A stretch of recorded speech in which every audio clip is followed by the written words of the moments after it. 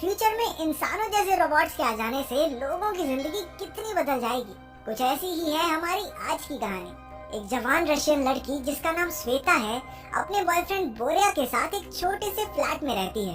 एक दिन श्वेता एक बहुत बड़ी रोबोट कंपनी में जॉब इंटरव्यू के लिए गई। उसका होने वाला बॉस वादिम सरकेविच उसकी इंटेलिजेंस से काफी इम्प्रेस हुआ।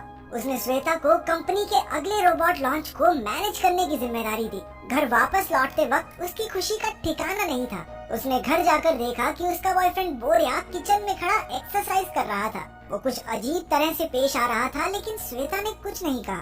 तभी बाथरूम से कुछ आवाज आई। बोरिया ने बहाने बनाते हुए कहा कि वो मेरी क्लाइंट आई हुई है, लेकिन उसका झूठ पकड़ा गया जब बाथरूम से एक लड़की सिर्फ टॉवल बांधे बाहर आई। लेकिन बोरिया फिर भी झूठ पर झूठ बोले जा रहा था। श्वेता ने उसे कॉन्डम का एक पैकेट तक छुपाते देख लिया। ये साफ था कि बोरिया उसे धोखा दे रहा था, लेकिन वो उससे इतनी इमोशनली अटैच हो चुकी थी कि उसे छोड़ना नहीं चाहती थी। उस लड़की के जाने के बाद बोरिया श्वेता को शांत देखकर परेशान हो गया। वो श्वेता से कहने लगा कि तू मुझे गाली दे, मुझ पे चिल्ला, मुझे मार, लेकिन ऐसे चुप मत बैठ प्लीज।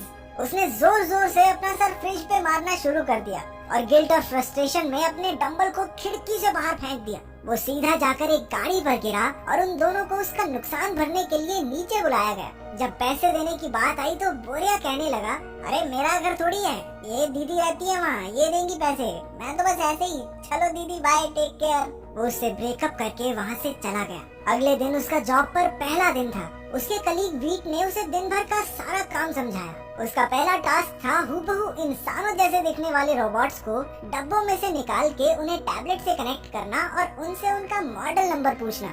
जब सब कुछ मैच हो जाए तो उनके कान के पीछे लगे कोड को स्कैन करके 21 नंबर कमरे में चेकिंग के लिए भेजना। वो रोबोट्स इंसानों से इतने मिलते थे कि उनमें फर्क करना लगभग नामुमकिन था। कंपनी ने हर रोबोट में एक पर्सनालिटी फिट कर रखी थी, और तो और उनमें अलग अलग तरह की खूबियां भी डाली गई हैं ताकि कस्टमर्स अपने हिसाब से रोबोट सिलेक्ट कर सकें। श्वेता ने जब पहला बॉक्स खोला तो उसमें से एक हट्टा कट्टा फिटनेस ट्रेनर निकला। उसने टैबलेट निकाल के रोबोट को कनेक्ट कर दिया। तभी रोबोट की लोहे और तारों से बनी गर्दन अपने आप बदल के इंसानों जैसी दिखने लगी। जब रोबोट ने अपनी आंखें खोली तो उसे देखकर श्वेता चौंक गई। वो भूल गई कि उसे आगे क्या करना था, लेकिन उस स्मार्ट रोबोट ने उसे गाइड किया और श्वेता ने उसे स्कैन करके चेकिंग के लिए भेज दिया। फिर उसने अगला बॉक्स खोला जिसमें एक सुंदर सी मॉडल थी। तीसरे रोबोट तक श्वेता को पूरा प्रोसेस अच्छे से समझ आ चुका था। उसने कुक, नेता, काम वाली बाई जैसे कई रोबोट्स को सेट किया, लेकिन एक रोबोट ऐसा निकला जिसने अपना मॉडल नंबर बताने से ही मना कर दिया। वो कहने लगा कि उसने एक बहुत भयानक सपना देखा और वो अभी तक डरा हुआ है। उस रोबोट का नाम था द फ्रेंड। श्वेता को लगा कि हो न हो उसमें जरूर कोई खराबी है। उसने वीट को बुलाकर सारी प्रॉब्लम समझाई। चेकिंग करने पर पता चला कि उस रोबोट में एरर नंबर 102 था। ये सुनकर वो रोबोट उदास होकर रोने लगा, क्योंकि अब वो उसे तोड़कर एक नया रोबोट बना देंगे। लेकिन रोते हुए भी वो श्वेता की खूबसूरती की तारीफ करके फ्लर्ट करना नहीं छोड़ता। आखिर फ्लर्ट करने और एक दोस्त की तरह रहने के लिए ही तो उसे बनाया गया था। तभी उनके बॉस वादिम ने वहां आकर कहा कि इस खराब रोबोट को वापस जापान भेज दिया जाएगा। ये सुनकर श्वेता ने सलाह दी कि वापस क्यों भेजना है, हम डिस्काउंट पे दे देते हैं इसे। उसका बॉस मान गया और इस रोबोट को कस्टमर्स के लिए तैयार करने को कहा। इसके बाद सभी रोबोट्स को एग्जीबिशन के लिए लोगों के बीच रखा गया ताकि कस्टमर्स खुद उनसे बात करके खरीदने का मन बना सके। श्वेता थोड़ी घबराई हुई थी क्योंकि कस्टमर्स को रोबोट दिखाने की ड्यूटी उसकी थी। उसने उस फ्रेंड रोबोट को बताया कि उसके बॉयफ्रेंड ने हाल ही में उससे ब्रेकअप किया था, जिस वजह से उसका कॉन्फिडेंस थोड़ा गिरा हुआ है। उस रोबोट ने फिर से फ्लर्ट करते हुए कहा कि कोई बेवकूफी होगा जो उसे छोड़कर जाए। तभी एक अमीर औरत वहाँ रोबोट देखने आई और श्वेता ने उसे द फ्रेंड से मिलवाया। पहले तो वो उसे खरीदने में ज्यादा इंटरेस्टेड नहीं थी, लेकिन अपने स्टड लौंडे ने जब उसकी तारीफों के पुल बांधने शुरू किए, ओए होए होए, आंटी का तो दिल आ गया उस पे।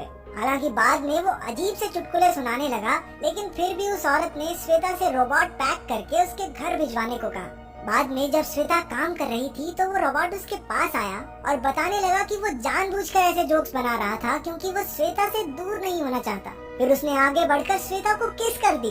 वो चौंक गई और झटके से पीछे हटी। अगले दिन कंपनी ने सभी रोबोट्स को दिखाने के लिए एक फैशन शो करवाया। उनके कई सारे रोबोट्स हाथों हाथ बिक गए। शो के बाद वादिम सरकेविच नशे में धुत था और उसकी गाड़ी चलाने की हालत तो बिल्कुल भी नहीं थी, इसलिए वीट उसे और श्वेता को घर छोड़ने आ गए। पता चलता है कि अंदर ही अंदर वीट श्वेता को पसंद करने लगा था। वो पूरे रास्ते गाने गाते हुए गए।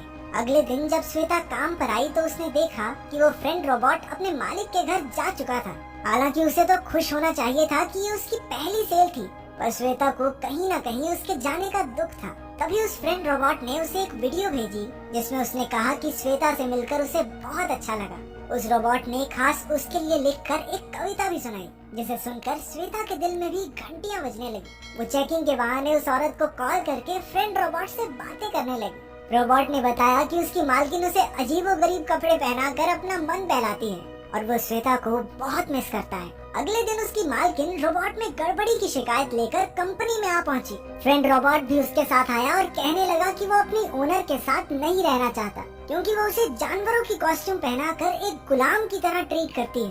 सर्गेविच ने ओनर से माफी मांगी और उसे भरोसा दिलाया कि कंपनी उसके पूरे पैसे वापस देगी। वो उसकी कंपनी का नाम खराब करने के लिए गुस्से में उस रोबोट को पीटने लगा। श्वेता ने उसे रोकते हुए कहा कि वो इस रोबोट को खरीद लेगी और कंपनी को कोई नुकसान नहीं होगा। अगले कुछ दिनों में वो अपनी दोस्त कात्या, अपनी माँ और बैंक से थोड़ा लोन लेकर पैसों का इंतजाम करती है। वो उसे खरीद कर अपने साथ घर ले आई।